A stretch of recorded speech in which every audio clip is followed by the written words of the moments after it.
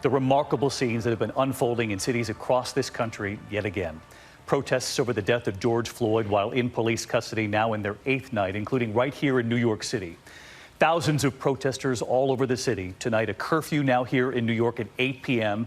and for the rest of the week, in fact, after last night's 11 o'clock curfew did not work. The violence that descended on the city after dark. At this hour, similar scenes, protests tonight in Los Angeles, Houston, Philadelphia, and Chicago. Robin? David, as you well know, the image that we have coming in now, tens of thousands demanding justice and change in the U.S. Over the last several days, we have seen peaceful demonstrations. We have seen those during the day transform into eruptions of violence and looting at night. And tonight, we're going to take you inside those protests, and we're going to look for answers, Byron. Robin, President Trump facing backlash tonight, 24 hours after pepper spray and rubber bullets were unleashed on peaceful protesters outside the White House for a photo op in front of St. John's Episcopal Church. Protesters of all backgrounds lining the streets as his motorcade passed by in Washington, D.C. today. And Byron, as you know, all of this comes as authorities brace for what could be a difficult night ahead, and in a country that really faces difficult work ahead. 8 nights in, and it's become very clear this is a country in pain, and Americans in every corner of this nation have shown they want something done. Tonight, the images coming in from all over this country. Another extraordinary night unfolding in America. Demonstrators demanding justice and change in this country after the death of George Floyd. Here in New York City tonight, thousands in the streets. A new 8 p.m. curfew in place tonight. Many protesters said they were not worried about it. Tens of thousands are on the march in Los Angeles, several different locations. In Washington, D.C., the massive demonstrations there. Thousands headed toward the Lincoln Memorial. In Houston, a massive march and rally in George Floyd's hometown. Among those marching, the police chief and the mayor.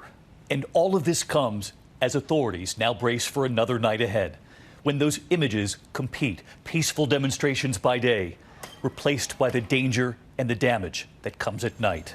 Overnight, the violent turn here in New York City. Many storefronts destroyed, famous landmarks too. The famed Macy's department store and Rockefeller Center. Authorities have moved that curfew to 8 p.m. for the rest of the week, unsure if it will work. New York's Governor Andrew Cuomo today, who has sparred with the mayor before, saying after what we saw last night, we must do better. The police in New York City were not effective at doing their job last night, period. They have to do a better job. But separate the protesters from the looting. Hundreds of arrests in New York City alone. And tonight, police are now investigating this video, showing a car slamming into an officer in a hit and run in the Bronx. Tonight, we've learned that officer is in serious condition. And overnight, across this country, we learned at least 5 officers were shot. One in Las Vegas is on life support tonight. 4 officers were shot in St. Louis. All of them survived. The police chief there today. Thank God they're alive. They're alive. But what? Can we make some sense out of this? In Los Angeles, this image. Officers kneeling with protesters during a march. And in Detroit, a 16-year-old organizer, Stefan Perez, has been urging his fellow protesters to abide by the city's curfew, telling them it works, it keeps us safe. But they home safe. They don't got rubber bullets, they don't got tear gas, they're not dead. And tonight, Detroit's mayor calling him to applaud him. And I saw your leadership. I have tears in my eyes. You are everything that's special about the city of Detroit. Today in Washington, President Trump in his motorcade, families lining the streets from all backgrounds. This sign asking, "Are you a moral monster? I can't breathe." It all comes 24 hours after the president and the photo op with the Bible. There had been peaceful demonstrators outside the White House when they were suddenly hit with flashbangs, smoke canisters, parked police forcing them out. Among those roughed up, an Australian TV crew, the photographer hit in the face, his colleague hit with a baton as they tried to flee. The images were being fed back live to Australia. Broadcasters there stunned.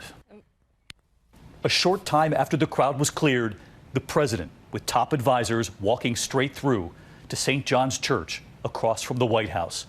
They had cleared the path, those peaceful demonstrators, for the president. In front of the church, the president held up a Bible, a reporter asking, "Is that yours?" Is that your Bible? The Bishop of Washington, the spiritual leader of Episcopalians, including St. John's, was outraged.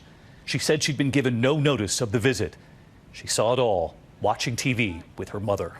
He's welcome as anyone is welcome to pray, to kneel before God in humility, and to rededicate themselves to the task to which they've been elected. He is not entitled to use the spiritual symbolism of our sacred spaces and our sacred texts to promote or to justify a entirely different message.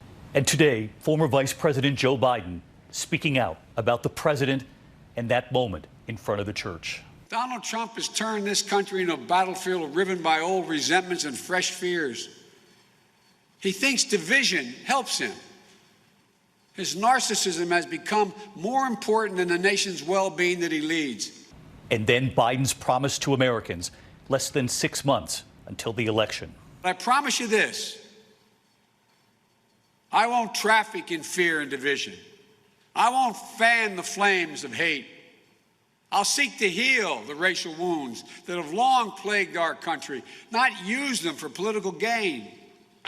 And this evening, just before we came on the air, a striking moment here in New York City. Doctors, nurses, healthcare workers on the front lines in the middle of another crisis, this pandemic, taking a moment to kneel. They said, "You have supported us. We now support you." A message to Americans who want change. Yvette Courts, who has been on the front lines, telling us this moment is for her son. He is a right to grow up. You know, he's okay. You know, this world that we live in is not as cool and as bad as everybody makes it, you know. I want him to live his dreams. It was an extraordinary moment at Lenox Hill Hospital just before we came on the air tonight. And Yvette saying, after working on the front lines during this pandemic, she's out there tonight, kneeling, and she's doing it for her son. Hi, everyone. George Stephanopoulos here. Thanks for checking out the ABC News YouTube channel. If you'd like to get more videos, show highlights, and watch live event coverage, click on the right over here to subscribe to our channel. And don't forget to download the ABC News app for breaking news alerts. Thanks for watching.